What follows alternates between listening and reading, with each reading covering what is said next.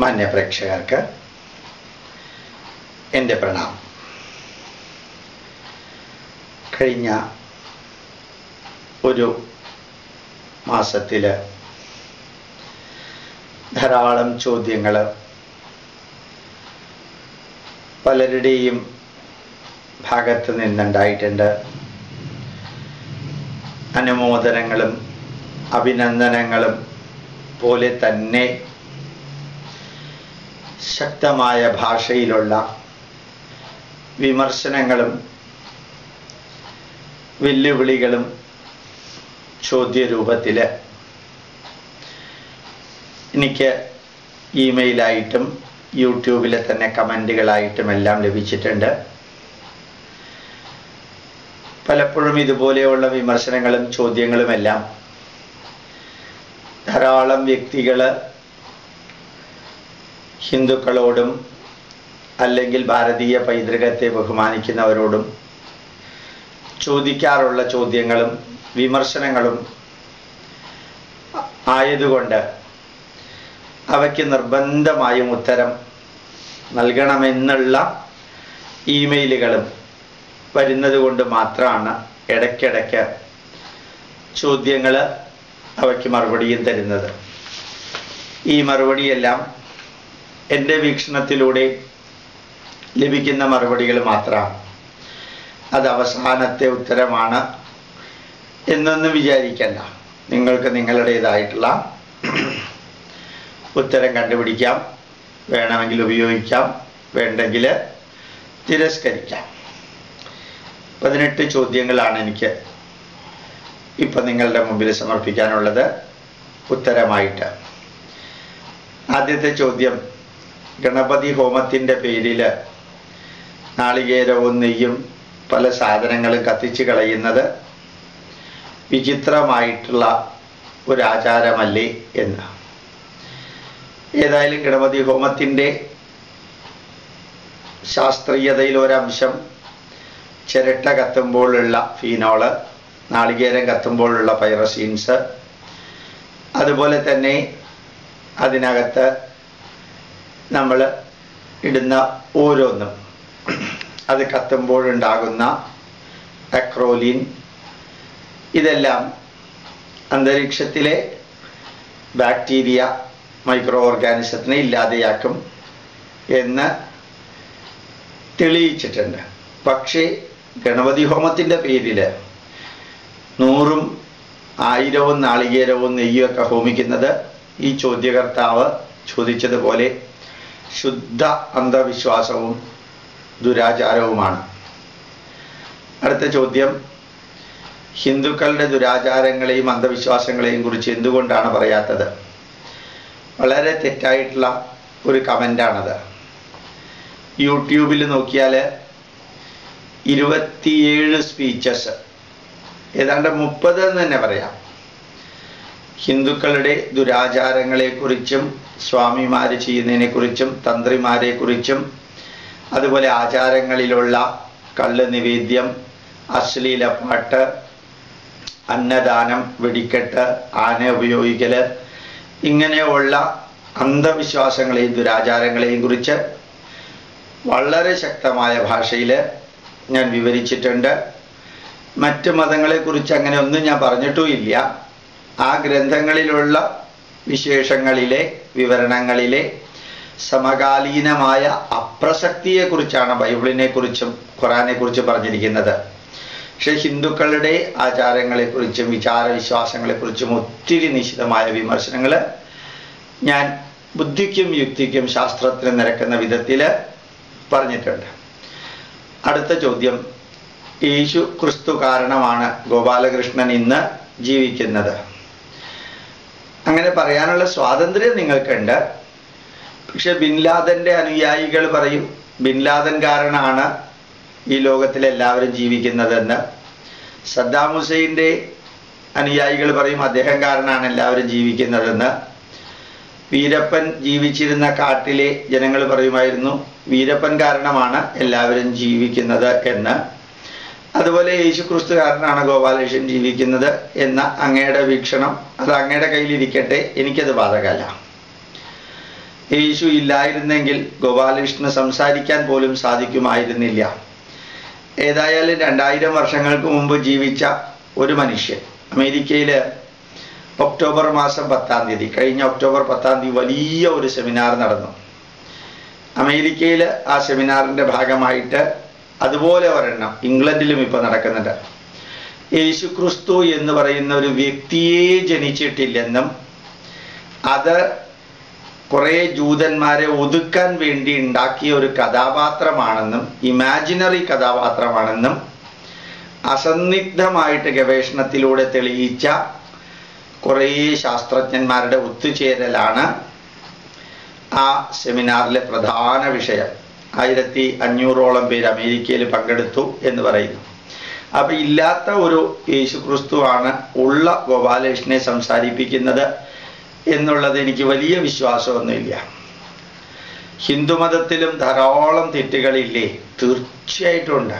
വളരെയധികം തെറ്റുകളും സമകാലീന പ്രസക്തമല്ലാത്ത കാര്യങ്ങളും ഉണ്ടെന്ന് മാത്രമല്ല, പല യുവാക്കളും പല ഭക്തന്മാരും പല സ്വാമിമാരും ഈ തെറ്റുകളും അന്ധവിശ്വാസങ്ങളും ദുരാചാരങ്ങളും നമ്മുടെ ഒറിജിനൽ ഹിന്ദു ധർമ്മത്തിലുള്ളതിൽ നിന്ന് വ്യത്യസ്തമായിട്ട് ആരാധകരെയും ഭക്തരെയും ഉണ്ടാക്കാൻ എന്ന പേരിൽ കുറേയധികം തെറ്റുകളും ദുരാചാരങ്ങളും പുതിയതായിട്ട് ഉണ്ടാക്കിക്കൊണ്ടുമിരിക്കുന്നുണ്ട്.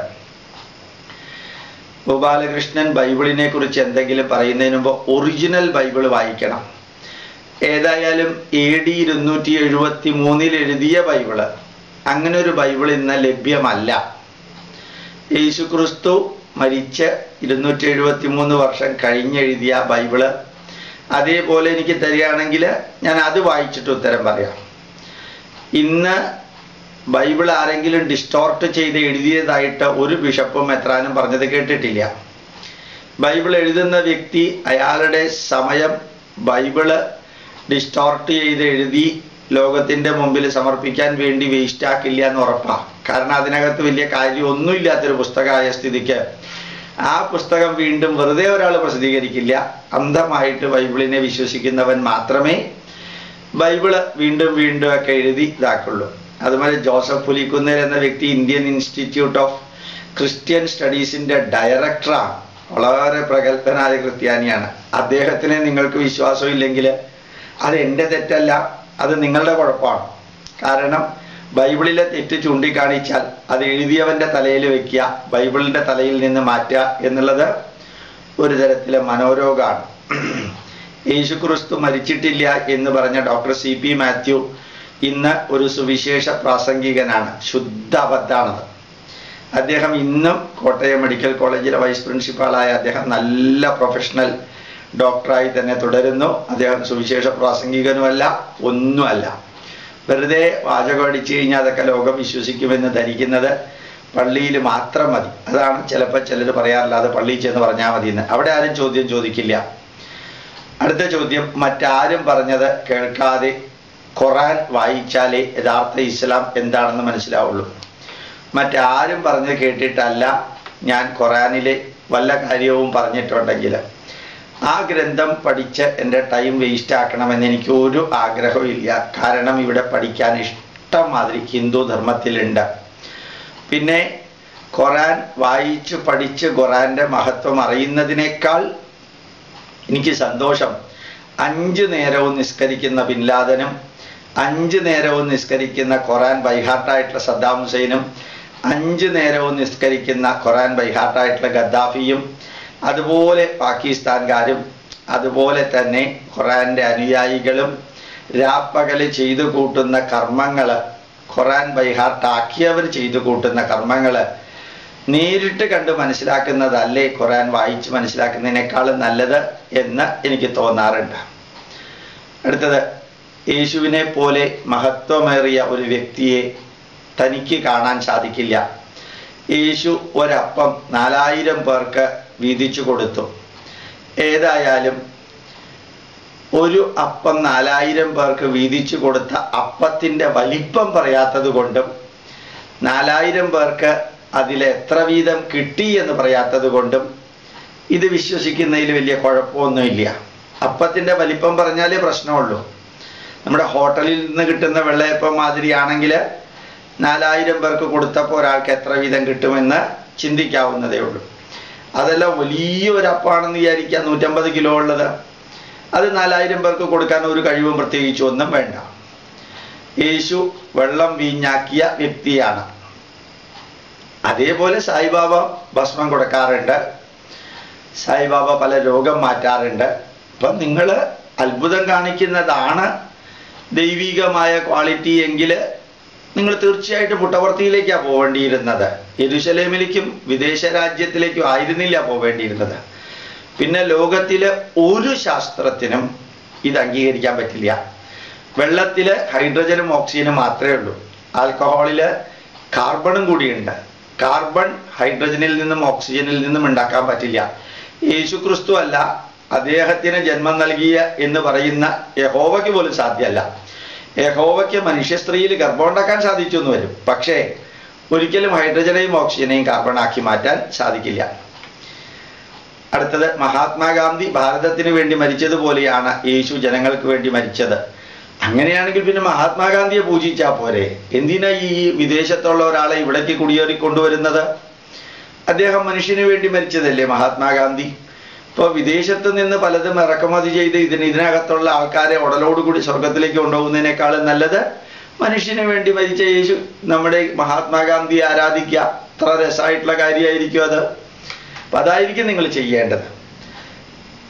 ക്രിസ്ത്യാനികൾക്ക് നല്ല ഐക്യമുണ്ട്, താൻ വിചാരിക്കുന്ന മാതിരിയല്ല, ഒരു സംശയവും. ഹിന്ദുക്കളുടെ അമ്പലം എന്ന് പറയുന്നത് കേരളത്തിൽ ഏതാണ്ട് 38,000 അമ്പലമുണ്ട്. എത്രയോ പള്ളികളും ഉണ്ടാവും, എത്രയോ മസ്ജിദുകളും ഉണ്ടാവും.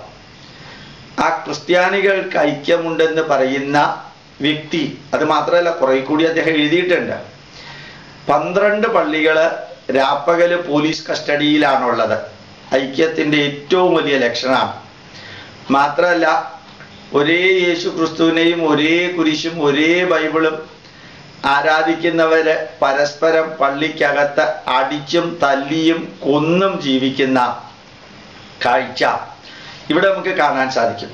ഓർമ്മിക്കുക, ഒരു യഹോവയേ ഉള്ളൂ, ഒരു യേശു ക്രിസ്തുവേ ഉള്ളൂ, ഒരു കുരിശേ ഉള്ളൂ, ഒരു ബൈബിളേ ഉള്ളൂ.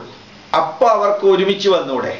ഹിന്ദുക്കൾ ഒരുമിച്ച് വന്നില്ലെങ്കിൽ തെറ്റായിട്ടാണെങ്കിലും ഒരു ന്യായീകരണമുണ്ട്. ആയിരക്കണക്കിന് ഗ്രന്ഥങ്ങളുണ്ട്, ആയിരക്കണക്കിന് ദേവതമാരുണ്ട്, ആയിരക്കണക്കിന് വിഭാഗങ്ങളുണ്ട്. അവരെല്ലാം ഒരേ അമ്പലത്തിലേക്കല്ലേ പോവുക? അവർ തമ്മിൽ പോലീസ് കസ്റ്റഡിയിലുള്ള അമ്പലമൊന്നും വേണ്ടി വന്നിട്ടില്ലല്ലോ. അപ്പൊ ക്രിസ്ത്യാനികളുടെ ഐക്യം എന്ന് പറയുന്നത് ഇതാണെങ്കിൽ, അപ്പൊ അവർ ഭയങ്കരമായിട്ട് ഐക്യത്തിലെത്തിയിരുന്നെങ്കിലുള്ള അവസ്ഥ എന്താ?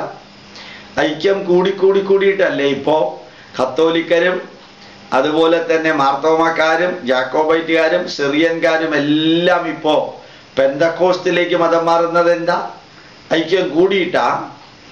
അങ്ങനെയാണെങ്കിൽ ഈ ഐക്യം കുറച്ചൊന്ന് കുറയ്ക്കാനും ഈ ബിഷപ്പുമാര്, ഇടുക്കി ജില്ലാ ബിഷപ്പും അതുമാതിരിയുള്ള ബിഷപ്പുമാര് ഇപ്പൊ ഹൈറേഞ്ചിന് എതിരെ ഗാഡ്ഗിൽ കമ്മീഷനും കസ്തൂരി രംഗൻ കമ്മീഷനും എതിരെ അത് വായിച്ചു പോലും നോക്കാതെ സമരം ചെയ്യുകയും അടുത്ത ഇലക്ഷന് ജയിക്കാൻ വേണ്ടി മാർക്സിസ്റ്റ് പാർട്ടി ബിഷപ്പിനോടൊപ്പം നിൽക്കുകയും എല്ലാം ചെയ്യുന്നൊരു കാഴ്ച കാണുന്നുണ്ടല്ലോ. അത് ഈ ഐക്യം കൂടിയിട്ടാ. ഏതായാലും ഐക്യത്തിൻ്റെ പരമകാഷ്ഠ തമ്മിൽ തല്ലാണെന്ന് അറിയണമെങ്കിൽ ഈ കാസർഗോഡ് നടക്കുന്ന മുസ്ലിങ്ങൾ തമ്മിലുള്ള അടിയും പാകിസ്ഥാനിലും അഫ്ഗാനിസ്ഥാനിലും ഇറാനിലും ഇറാഖിലും സൗദി അറേബ്യയിലും നടക്കുന്ന ഒരേ അള്ളാഹുവിൻ്റെ, ഒരേ മുഹമ്മദ് നബിയുടെ, ഒരേ ഖുറാന്റെ, ഒരേ കാബയുടെ അധികാരികളും അവകാശികളും തമ്മിലുള്ള അടിയും വെടിവെപ്പും കൊല്ലലും ചാവലും കണ്ടാലാണ് ഐക്യത്തിൻ്റെ ഇൻറ്റൻസിറ്റി എത്രയാണെന്ന് വളരെ വ്യക്തമായിട്ട് മനസ്സിലാവാം. ഏതായാലും ഹിന്ദുക്കൾ തമ്മിൽ ഐക്യം കുറവായിരിക്കാം, എന്നാലും വെള്ളാപ്പള്ളിയും ജി സുകുമാരൻ നായരും തമ്മിൽ വെടിവെച്ചിട്ടൊന്നുമില്ല. ഒരു പുലയ മഹാസഭക്കാരും നാടാരും നായരും അല്ലെങ്കിൽ ഈഴവനും ബ്രാഹ്മണനും തമ്മിൽ വെടിവെച്ച് കൊല്ലുകയോ അവരവരുടെ അമ്പലം കൊണ്ടുപോയിട്ട് പോലീസ് കാവലിൽ നിർത്തുകയോ ഒന്നും ചെയ്തിട്ടില്ല. ഐക്യം കുറവാണെങ്കിലും ക്രിസ്ത്യാനിയുടെ വഴി സത്യത്തിൻ്റെ വഴിയാണ്. അത് ശാശ്വതമായി നിലനിൽക്കുകയും ചെയ്യും. ഏതായാലും യേശു ക്രിസ്തു ഒരു സത്യം മാത്രമേ പറഞ്ഞിട്ടുള്ളൂ, നിന്റെ വിശ്വാസം നിന്നെ പൊറുപ്പിക്കട്ടെ, മറ്റുള്ളവരെ ഉപദ്രവിക്കാതിരിക്കട്ടെ. എവിടെയാ സത്യത്തിൻ്റെ വഴിയുള്ളത്? ഇടയലേഖനം വഴി രാഷ്ട്രീയത്തില് ഫോറിൻ ഫണ്ട് ഉപയോഗിച്ച് ചതിച്ചും വഞ്ചിച്ചും പറ്റിച്ചും മൈക്ക് ഉപയോഗിച്ചുള്ള മതം മാറ്റം, കാശ് കൊടുത്തുള്ള മതം മാറ്റം, നെഞ്ചത്തടിച്ച് പ്രാർത്ഥിച്ചിട്ടുള്ള മതം മാറ്റം, ഓരോ മതം മാറ്റത്തിന് നടക്കുന്ന പെന്തക്കോസ്തുകാരന് 3200 രൂപ മതം മാറ്റ കൂലി, കമ്മീഷന്റെ ബേസിസിലുള്ള മതം മാറ്റം, എന്തെല്ലാം ചെയ്യാൻ പറ്റുമോ ഭാരതത്തെ 2020 ക്രിസ്ത്യാനിവൽക്കരിക്കാൻ വേണ്ടി ചെയ്തു കൂട്ടുന്നത് സത്യത്തിൻ്റെ വഴിയാണെങ്കിൽ നിങ്ങൾ പരസ്പരം അല്ലയോ പാപികളെ എന്ന് വിളിക്കുന്നത് അന്വർത്ഥമാണ്. വളരെ നന്നായി. അത് അറിഞ്ഞുകൊണ്ട് ആ ബൈബിൾ എഴുതിയ ആള് നിങ്ങൾ പാപികളാണെന്ന് പറഞ്ഞിരിക്കുന്നത്. ഹിന്ദുക്കൾ പാപികളാണെന്ന് പറഞ്ഞിട്ടില്ല. കാരണം ശൃണ്വന്തു വിശ്വേ അമൃതസ്യ പുത്ര ആയേ ധാമാനി ദിവ്യാനി തസ്തു. അമൃതസ്യ പുത്ര, അമരത്വത്തിൻ്റെ പുത്രന്മാരെ എന്നാണ് ഞങ്ങൾ പരസ്പരം വിളിക്കാറുള്ളത്. നിങ്ങളാണ് അല്ലയോ പാപികളെ എന്ന് വിളിച്ച് 2000 വർഷങ്ങൾക്ക് മുമ്പ് ഒരു നല്ല മനുഷ്യനെ കുരിശിലേറ്റിയത്. അതിൻ്റെ പാപവും കൂടി നിങ്ങൾക്ക് തന്നെയാണ്. മാമോദീസ മുക്കിയാലൊന്നും പോവില്ല. അതുകൊണ്ട് ക്രിസ്ത്യാനിയുടെ വഴി സത്യത്തിൻ്റെ വഴിയാണെന്നുള്ളതും അച്ഛന്മാരോടോ കന്യാസ്ത്രീകളോടോ യേശു ക്രിസ്തുവിൻ്റെ മണവാട്ടിമാരോടോ പറഞ്ഞാൽ മതി. റോട്ടിൽ നിന്ന് പറയല്ലേ, അത് സത്യമല്ല. ഭാഗവത കഥയിൽ വല്ല അർത്ഥവുമുണ്ടോ? നിങ്ങൾ പറഞ്ഞ വാക്കിൽ തന്നെ അതിൻ്റെ ഉള്ളടക്കം ഉണ്ടല്ലോ. ഭാഗവതത്തിലുള്ളത് കഥയാണ്. അതിനകത്ത് ചരിത്രത്തിൻ്റെ ഒരംശം അവസാന ഭാഗത്തിൽ കണ്ടേക്കാം. കഥ കഥയായിട്ടെടുക്കണം, ചരിത്രമല്ല. മുഹമ്മദ് നബി എന്ന വ്യക്തി എടുത്താൽ ചരിത്രമാണത്. യേശുക്രിസ്തു ചരിത്രമാണ്. 40,000 പേരെ കൊന്ന സെയിന്റ് ഫ്രാൻസിസ് സേവിയർ ഗോവയിൽ ചെയ്തത് ചരിത്രമാണ്, കഥയല്ല. 1410 ക്ഷേത്രങ്ങൾ നശിപ്പിച്ച് ഹിന്ദുക്കളുടെ വീട്ടിലെ തുളസിത്തറയിൽ കുരിശു വെച്ചത്, അമ്പലങ്ങളിൽ കുരിശു വെച്ച സെയിന്റ് ഫ്രാൻസിസ് സേവിയർ എന്ന ലോക കൊലയാളിയെ വിശുദ്ധനാക്കി പ്രഖ്യാപിച്ചത് ചരിത്രമാണ്, കഥയല്ല. ഭാഗവതത്തിലുള്ളത് കഥായി മാസ്തേ കഥിതാമഹീയസാം വിദായ ലോകേഷു യശപ്പരേയുഷാം വിജ്ഞാന വൈരാഗ്യ വിവക്ഷയാ വിഭോ വചോ വിഭൂതിർനതു പാരമാർത്ഥ്യം, വചോ വിഭൂതിർനതു പാരമാർത്ഥ്യം. ഭാഗവതത്തിലുള്ളത് പരമാർത്ഥമായി സംഭവിച്ചതാണെന്ന് എടുക്കേണ്ട ആവശ്യമില്ല. കഥായി മാസ്തേ കഥിതാമഹീയസാം, വെറും കഥയാണ്. കഥയിൽ നിന്ന് സന്ദേശമെടുത്ത് മനസ്സിലെ തിന്മകൾ മാറ്റി നന്മകൾ വരുത്താൻ വേണ്ടിയിട്ടുള്ളതാണ് ഭാഗവതം. ആ ഭാഗവതം നിങ്ങൾ വായിക്കണമെന്ന് ഒരു നിർബന്ധമില്ല. പക്ഷേ ഭാഗവതം വായിപ്പിച്ച് ആരെങ്കിലും മതം മാറ്റാൻ ശ്രമിച്ചാൽ അത് ഞാൻ യൂട്യൂബിലൂടെ എതിർക്കുകയും ചെയ്യുമെന്ന് അറിയിക്കുന്നു. അമേരിക്കയിൽ വേദം പഠിപ്പിക്കുന്നുണ്ടെന്ന് താൻ പറയുന്നുണ്ടല്ലോ. ഇവിടുത്തെ താഴ്ന്ന ജാതിക്കാർക്ക് വേദം പഠിക്കാൻ അവകാശമുണ്ടോ? നല്ലൊരു ചോദ്യ. ശ്രീനാരായണ ഗുരു വേദം പഠിച്ച ആളാണ്, ബ്രാഹ്മണനല്ല, ഉയർന്ന ജാതിക്കാരനാണെന്ന് തോന്നിയിട്ടില്ല, ആരും പറഞ്ഞിട്ടുമില്ല. ചട്ടമ്പി സ്വാമികൾ വേദാധികാര നിരൂപണം എഴുതിയിട്ടുണ്ട്. സായിബാബ ബ്രാഹ്മണനായ അച്ഛനമ്മമാർക്ക് ജനിച്ച ആളല്ല. എത്ര ചിന്മയാനന്ദൻ ബ്രാഹ്മണനായ അച്ഛനമ്മമാർക്ക് ജനിച്ച ആളല്ല. വള്ളിക്കാവിലെ മാതാ മൃതാനന്ദമയി മുക്കുവ സ്ത്രീയിൽ ജനിച്ച ആളാണ്. അതുപോലെ തന്നെ വേദങ്ങൾ 4 പകുത്ത വേദവ്യാസൻ മത്സ്യഗന്ധിയുടെ പുത്രനാണ്. കാട്ടാളനായിരുന്ന വാൽമീകി മഹർഷിയാണ് രാമായണം വേദ സന്ദേശങ്ങൾ ചേർത്ത് എഴുതിയത്. ഇപ്പോൾ ആരെങ്കിലും വേദം താഴ്ന്ന ജാതിക്കാർ പഠിക്കരുത് എന്ന് പറഞ്ഞിട്ടുണ്ടെങ്കിൽ അത് പറഞ്ഞവരുടെ കുഴപ്പമാണ്, അല്ലാതെ അത് വേദം എഴുതിയവരുടെ കുഴപ്പമല്ല. ഏതുപോലെ എന്ന് ചോദിച്ചാൽ വളരെ ലളിതമായ ഭാഷയിൽ പറയാം. ഇസ്രായേലിൽ നിന്നും പരിസര പ്രദേശത്ത് നിന്നും ആയിരക്കണക്കിന് ക്രിസ്ത്യൻ മിഷണറിമാർ ലോകം മുഴുവനും മതപരിവർത്തനത്തിന് വേണ്ടി, മിഷണറി പ്രവർത്തനത്തിന് വേണ്ടി പോയിരുന്നല്ലോ, ഇല്ലേ? അവരൊക്കെ അതാത് സ്ഥലത്ത് പോയിട്ട് ബൈബിൾ പ്രചരിപ്പിക്കൽ മാത്രമല്ല ചെയ്തത്, അവിടെയുള്ള സ്ത്രീകളിൽ ഗർഭം ഉണ്ടായിട്ട് കുട്ടികളെ ഉണ്ടാക്കുകയും കൂടി ചെയ്തു. അപ്പൊ അതാത് പ്രദേശത്ത് പോയ മിഷണറിമാര് അവിടെയുള്ള സ്ത്രീകളിൽ ഈ കുട്ടികളെ ഉണ്ടാക്കിയത് ബൈബിളിന്റെ കുഴപ്പമാണോ അല്ല മിഷണറിമാരുടെ കുഴപ്പമാണോ? നിങ്ങൾ എന്ത് ഉത്തരം പറയുന്നത് എനിക്ക് അറിഞ്ഞൂടാ. എൻ്റെ ഉത്തരം ബൈബിളിന്റെ കുഴപ്പമല്ല, മിഷണറിമാരുടെ കുഴപ്പമാണ്. അതുപോലെ തന്നെയാണ് വേദം മറ്റൊരുവൻ കേൾക്കരുത് വായിക്കരുത് എന്ന് പറഞ്ഞിട്ടില്ല. ശ്രുതി എന്ന വേദം എല്ലാവരും കേൾക്കണമെന്ന അർച്ചത പ്രാർച്ചത പ്രിയമേ ദാസോ അർച്ചതാർച്ചന്തു പുത്രക ഉദപരന്ന ദൃഷ്ണർച്ചത പ്രാർച്ചത. വേദമന്ത്രങ്ങൾ ചൊല്ലി നമുക്ക് ആ അർച്ചന നടത്താമെന്നാ പറഞ്ഞിരിക്കുന്നത്. ഭദ്രം കർണേഭി ശൃണുയാമ ദേവാ അസ്മാകം കർണേഭി ഭദ്രമേവ ദേഹേ ദേവാ ശൃണുയാമ. നമ്മളുടെ ചെവികളിലൂടെ, അല്ലാണ്ട് ബ്രാഹ്മണന്റെ ചെവികളിലൂടെ എന്ന് പറഞ്ഞിട്ടില്ല.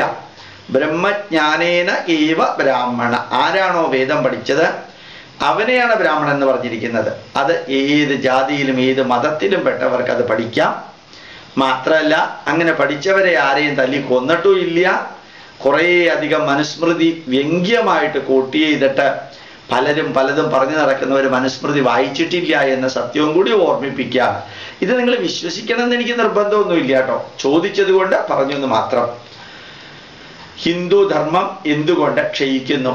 1000ഓളം വർഷം മുസ്ലിങ്ങൾ AD 995 മുതൽക്ക് അതിക്രമിച്ച് കയറി കൊന്നു കൊലവിളിച്ച് ടിപ്പു സുൽത്താൻ ഉൾപ്പെടെ നടത്തിയ ആ കൊലവിളിയിലൂടെ 252 വർഷങ്ങൾക്ക് മുമ്പ് ഇവിടെ എത്തിയ ഡച്ചുകാരും പോർച്ചുഗീസുകാരും ഇംഗ്ലീഷുകാരും സ്പെയിൻകാരും ഫ്രഞ്ചുകാരും നടത്തിയ, വിദേശത്തിൽ നിന്ന് ഇങ്ങോട്ട് വന്നവർ നടത്തിയ ആ കൊല, ഒന്ന് ആൻഡമാനിലെ കാലാപാനി എന്ന് പറയുന്ന ആ സെല്ലുലാർ ജയിലിൽ പോയിട്ട് നോക്കിയാൽ അറിയാൻ സാധിക്കും. വിദേശത്ത് നിന്ന് വന്ന ആക്രമികൾ കൊന്നും കൊല വിളിച്ചും നടത്തിയ ആ ഭീകരമായ പ്രവർത്തനം ഹിന്ദു ധർമ്മത്തിന് കുറേയൊക്കെ താങ്ങാൻ സാധിച്ചു. പക്ഷേ ഇപ്പോ ഹിന്ദു ധർമ്മത്തിൽ നിന്ന് ചതിച്ചും വഞ്ചിച്ചും പറ്റിച്ചും അവഹേളിച്ചും മതം മാറ്റിയ ഹിന്ദുക്കളായിരുന്നവര് അകത്ത്, ഹിന്ദു ധർമ്മത്തിന്റെ അകത്ത് ക്യാൻസർ പോലെ പ്രവർത്തിക്കുന്നത് കൊണ്ട്, അകത്തു നിന്നുള്ള പ്രശ്നങ്ങളായതുകൊണ്ടാണ് ഹിന്ദു ധർമ്മത്തിന് ഭാരതത്തിനകത്ത് കുറച്ചെല്ലാം ക്ഷയം നേരിടുന്നതും. പിന്നെ അത് സംരക്ഷിക്കേണ്ടവർ തന്നെ എന്താ ചെയ്യേണ്ടത് എന്ന് പോലും അറിയാതെ ഇന്നും പഴയ രീതിയിൽ തന്നെ ജീവിക്കുന്നു. അവരാ പണ്ട് എന്ത് ചെയ്തിരുന്നോ അതും ഈ 21ാം നൂറ്റാണ്ടില് ചെയ്താൽ മതി എന്ന് ധരിക്കുന്നതാണ് ഹിന്ദു ധർമ്മം ക്ഷയിക്കാനുള്ള കാരണം. വളരെ നല്ല ചോദ്യം. സക്കീർ നായിക്കിനെ പുറത്ത് വന്ന് വെല്ലുവിളിച്ചൂടെ? അകത്ത് യൂട്യൂബിലൂടെ പ്രസംഗിച്ച് അതിനുത്തരം പറയുന്നതിന് പകരം ലോകത്തിലെ ആരുടെ അടുത്ത് എന്നിട്ടും സ്റ്റേജിൽ കയറി വെല്ലുവിളിച്ചിട്ട് എനിക്ക് എൻ്റെ സമയം, എൻ്റെ ഊർജം, എൻ്റേതായിട്ടുള്ള പ്രവർത്തന പദ്ധതിയിൽ നിന്ന് വ്യതിചലിക്കാൻ എനിക്ക് ആഗ്രഹമില്ല. സക്കീർ നായിക്കിനെ വെല്ലുവിളിക്കലല്ല, സക്കീർ നായിക്ക് പറഞ്ഞിരിക്കുന്നത് ശുദ്ധ അസംബന്ധമാണെന്ന് അനവധി വേദികളില്, മലപ്പുറം, കോഴിക്കോട്, കണ്ണൂര് ഉൾപ്പെടെയുള്ള വേദികളില് എൻ്റെ പ്രഭാഷണ വിഷയങ്ങളുടെ കൂട്ടത്തില് ഉറക്കെ പറഞ്ഞിട്ടുണ്ട്. അത് യൂട്യൂബ് റെക്കോർഡ് ചെയ്യുന്ന മുറിക്കകത്ത് മാത്രമല്ല പറഞ്ഞിരിക്കുന്നത്, അതിലെ പല പ്രഭാഷണങ്ങളും CD ആയിട്ട് ജനങ്ങൾക്ക് എത്തിക്കുന്നുണ്ട്. ആ പല പ്രഭാഷണങ്ങളും യൂട്യൂബിലെ പൊതുപ്രഭാഷണമായിട്ട് അപ്ലോഡ് ചെയ്തിട്ടുമുണ്ട്. ഇനി സക്കീർ നായിക്കിന്റെ അടുത്ത് എന്ന് അയാളെ വെല്ലുവിളിച്ചിട്ട് അയാളെ എന്ത് ബോധ്യപ്പെടുത്താനാണ്? വേദത്തിൽ അല്ലാഹു ഇല്ല എന്ന് അയാളെ ബോധ്യപ്പെടുത്തണോ? ഈ കള്ളത്തരം ചെയ്യുന്ന വ്യക്തികൾ ചെയ്യുന്നത് കള്ളത്തരമാണെന്ന് അയാളെ കൊണ്ടു ചെവി ചെന്ന് പഠിപ്പിക്കേണ്ട വല്ല ഉത്തരവാദിത്വം ഞാൻ ഏറ്റെടുക്കേണ്ട കാര്യമുണ്ടോ? അതൊക്കെ ചെയ്യേണ്ടത് മുസ്ലിങ്ങളാണ്. ഇല്ലാത്തത് പലതും വേദത്തിലുണ്ട് എന്ന് പറഞ്ഞ് പ്രചരിപ്പിക്കുമ്പോൾ തിരിച്ചൊരു ചോദ്യം ചോദിക്കണം. എന്നാൽ വേദം പൂജിച്ചാൽ പോരെ? എന്തിനാ ഈ ഖുർആൻ പൂജിക്കാൻ പോകുന്നത്? അള്ളാഹുവിനെ കുറിച്ച് വേദത്തിൽ പറയുന്നുണ്ടെങ്കിൽ അപ്പോൾ വേദം പൂജിച്ചാൽ പോരെ? അള്ളാഹുവിനെ കുറിച്ച് ഭവിഷ്യപുരാണത്തിൽ പറയുന്നുണ്ടെങ്കിൽ ഭവിഷ്യപുരാണം ആരാധിച്ചാൽ പോരെ? എന്തിനായി വിദേശത്ത് നിന്ന് വരുന്ന ഈ ഖുർആൻ പൂജിക്കാൻ പോകുന്നത്? ഈ നാട്ടിൽ തന്നെ അള്ളാഹുവിനെ കുറിച്ച് പറയുന്നത് ഉണ്ടല്ലോ എന്ന് ചോദിക്കേണ്ടത് ഞാനല്ല, അത് മുസ്ലിങ്ങളുടെ ഉത്തരവാദിത്വമാണ്. അതുകൊണ്ട് അവരും തിരിച്ചറിയുന്ന കാലം ഉണ്ടാവും. അന്ന് ഇദ്ദേഹത്തിന് ചവറിന്റെ വിലയേ ഉണ്ടാവുള്ളൂ. അതുവരെ നിങ്ങൾ കാത്തിരിക്കുക. എനിക്ക് കാത്തിരിക്കേണ്ട ആവശ്യമില്ല, എനിക്ക് വേറെ ഒത്തിരി അധികം ജോലികൾ ഉണ്ട്. അടുത്തൊരാൾ ചോദിച്ചത്, മുറിക്കകത്ത് ഒതുങ്ങിയിരുന്ന് സക്കീർ നായിക്കിനെതിരെ പറയുന്നതിന് പകരം പുറത്തു വന്ന് പറയടോ എന്നല്ല പറയടാന്നാണ് എഴുതിയിരിക്കുന്നത്. ഞാൻ പുറത്ത് വന്ന് പറയാറുണ്ടല്ലോ, ഞാൻ പറയുന്ന സ്ഥലത്ത് നിങ്ങൾ വന്നാൽ മതി, നിങ്ങളിരിക്കുന്ന സ്ഥലത്ത് വന്ന് പറയാൻ എനിക്ക് തലവേദനയൊന്നുമില്ല. ഇഷ്ടംമാതിരി സ്ഥലത്ത് പറയുന്നുണ്ട്. അവിടേക്ക് വന്നിരുന്നു കഴിഞ്ഞാൽ നിങ്ങൾക്ക് വളരെ വ്യക്തമായിട്ട് കേൾക്കാൻ സാധിക്കും. ഓരോരുത്തരുടെയും അടുത്തെന്ന് പറയാറില്ല. TV സ്റ്റേഷനും റേഡിയോ സ്റ്റേഷനും ഓരോ വീട്ടിലും സ്ഥാപിക്കാറില്ല. അവിടെ നിന്ന് വരുന്ന വേവ്സ് വീട്ടിലിരുന്ന് കേൾക്കുകയാണ് ചെയ്യുന്നത്. ഞാനും അത് തന്നെയാണ് ചെയ്യുന്നത്. എൻ്റെ വീട്ടിലിരുന്ന് യൂട്യൂബിൽ റെക്കോർഡ് ചെയ്യാറുണ്ട്, അമ്പലങ്ങളിലും പ്രഭാഷണ വേദികളിലും പറയാറുണ്ട്. അതിൻ്റെ CD-കളുണ്ട്. അത് തന്നെ TV-യിലും കേബിൾ TV-യിലും വരുന്നുണ്ട്. ഇഷ്ടംമാതിരി കേബിൾ ചാനലുകളിൽ വരുന്നുണ്ട്. അതൊക്കെ കേട്ടാൽ പോരെ, അറിയണമെന്നുണ്ടെങ്കിൽ. അല്ലാണ്ട് നിങ്ങളുടെ സൗകര്യമുള്ള സ്ഥലത്ത് സൗകര്യമുള്ള സമയത്ത് വന്നിട്ട് ഞാൻ പറഞ്ഞിട്ട് നിങ്ങൾ കേൾക്കണം നിർബന്ധമൊന്നുമില്ല. ഇത് തന്നെ നിങ്ങൾ കേട്ടത് നിങ്ങൾ യൂട്യൂബ് ഓൺ ചെയ്തത് കൊണ്ടല്ലേ. അപ്പൊ നിങ്ങൾക്ക് കിട്ടുമല്ലോ. അത് ഡൗൺലോഡ് ചെയ്തിട്ട് CD ആക്കിയിട്ട് എല്ലാവർക്കും കൊടുക്കാം. സാമവേദത്തിന്റെ 3-ാം അധ്യായത്തിലെ 10-ാമത്തെ വരിയും 5-ാം അധ്യായത്തിലെ 11-ാമത്തെ വരിയും 10-ാം അധ്യായത്തിലെ 7-ാമത്തെ വരിയും അള്ളാഹുവിനെ കുറിച്ച് പറയുന്നു. സത്യ എന്തൊരു രസാറിയോ. സാമവേദം തന്നെ കാണാത്ത വ്യക്തിയാണ്. സാമവേദത്തിൽ ഒന്നും അധ്യായമായിട്ടല്ല എഴുതിയിരിക്കുന്നത്, കാണ്ഡമായിട്ടാണ് എഴുതിയിരിക്കുന്നത്. പിന്നെ എങ്ങനെയാ അതിൽ അധ്യായം ഉണ്ടാവുക? ഇത് ആരോ പറഞ്ഞ മാതിരിയാണ്. നമ്മൾ തകഴി ശിവശങ്കരപ്പിള്ള എഴുതിയ കയർ എന്ന നോവലില് 2-ാമത്തെ അധ്യായം മുഴുവനും അള്ളാഹുവിനെ കുറിച്ചാണ് പറഞ്ഞിരിക്കുന്നതെന്ന് പറഞ്ഞു കഴിഞ്ഞാൽ ഇപ്പം ആരെങ്കിലും അല്ല എന്ന് പറയാൻ പോകണ്ടോ? കയർ വായിച്ചവർ എത്ര പേരുണ്ട്? ഇനി അഥവാ ആരെങ്കിലും വായിച്ചവരുണ്ടെങ്കിൽ അവർ ഇയാൾക്ക് ഇനി ഉത്തരം കൊടുക്കാൻ പോകുന്നുണ്ടോ? ഓരോന്നും അടിച്ചു വിടുകയാണ്. വേറൊരാൾ എന്നോട് പറയുകയുണ്ടായി, ബൈബിൾ ശരിക്കും വായിച്ചു നോക്കൂ, പ്രജാപതിയെക്കുറിച്ച് പറഞ്ഞിട്ടുണ്ടെന്ന്.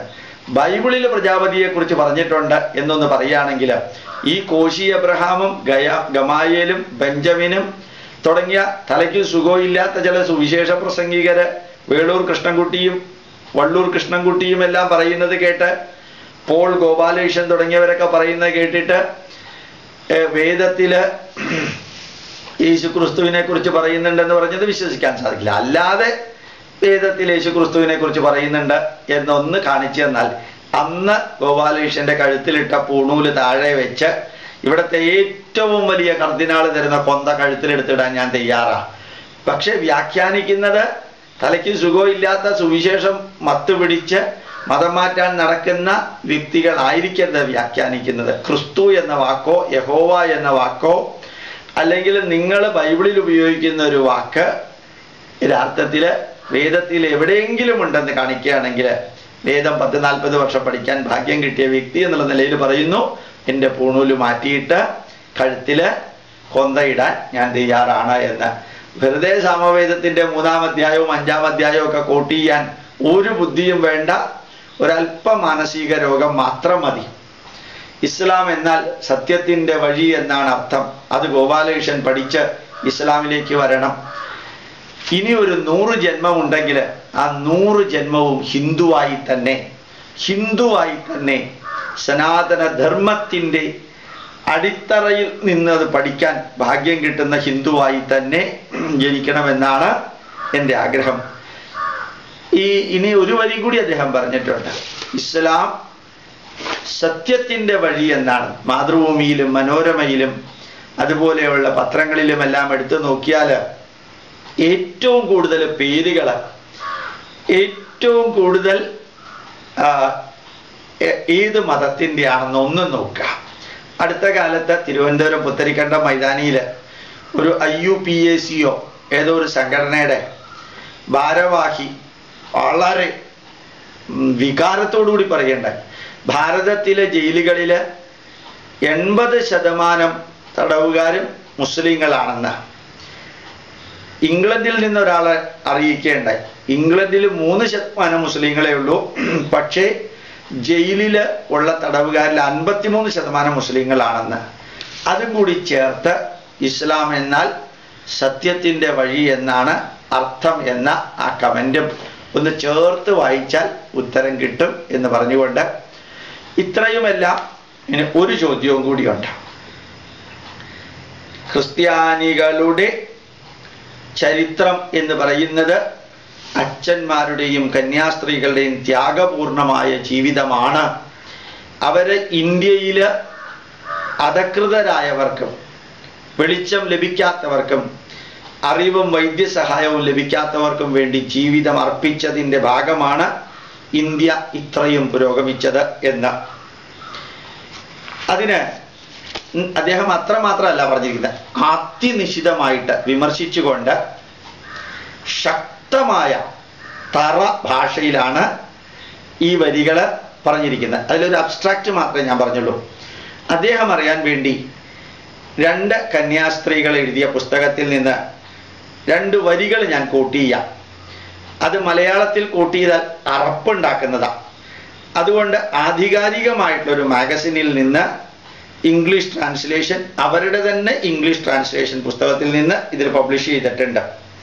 Extract from the book written by an ex nun, sister Jesmi, in her book Amen, the autobiography of a none.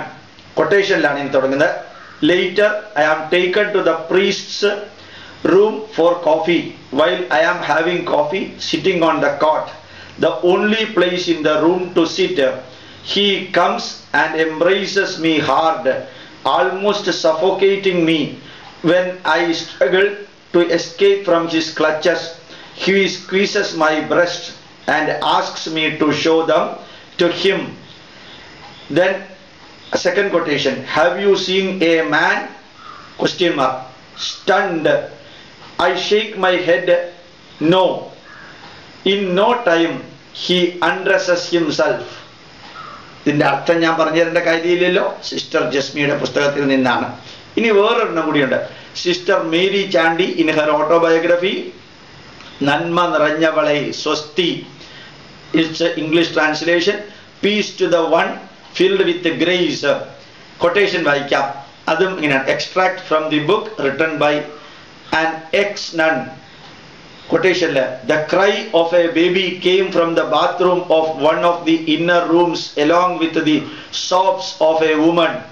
We used our might to force open the bathroom door, and what we saw would break anyone's heart.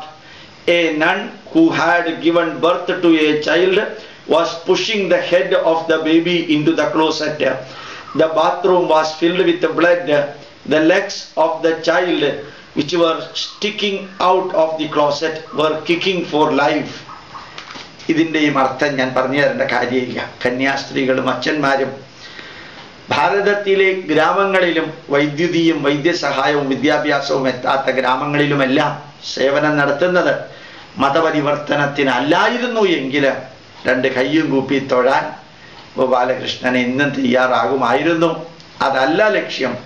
ഭാരതത്തെ ഹിന്ദു ധർമ്മം wipe out ചെയ്തിട്ട് വിദേശ രാജ്യങ്ങൾക്ക് വേണ്ടിയിട്ട് മതപരിവർത്തനം നടത്തുന്നത് കൊണ്ട് ബഹുമാനിക്കാനും ആദരിക്കാനും വിഷമമുണ്ടെന്ന് പറഞ്ഞുകൊണ്ട് പ്രണാമം.